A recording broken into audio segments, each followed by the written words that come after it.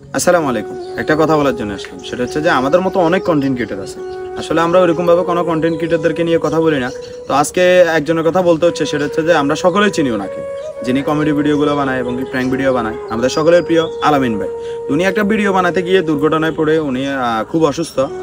ওনার অবস্থা খুবই খারাপ, উনি ঢাকা হসপিটালে ভর্তি আছে।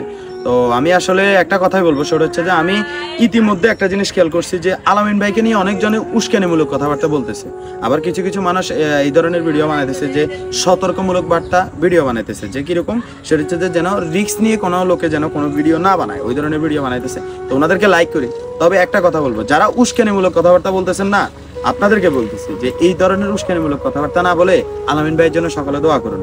যে আলামিন ভাই উনি কি ভিডিও বানায়, যে শুধু কি উনি যে টাকাগুলো ইনকাম করে ওটাকে উনি নিজে একলা খেয়ে ফেলে না, উনি ভিডিও বানায় আপনাদেরকে মজা দেওয়ার জন্য। আমরা যে ভিডিওগুলো বানাই কমেডি ভিডিও, আপনাদেরকে হাসানোর জন্য, আপনাদের মন ভালো রাখার জন্য।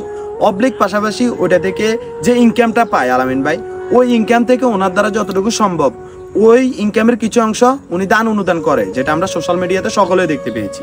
তো একটা কথা বলবো, সেটা হচ্ছে যে আপনারা এই ধরনের উস্কানিমূলক কথাবার্তা না বলে আলামিন ভাইয়ের জন্য সকলে দোয়া করবেন, আমাদের জন্য দোয়া করবেন, যেন আমরা আপনাদেরকে আরো ভালো ভালো বিনোদন ভিডিওগুলো দিতে পারি।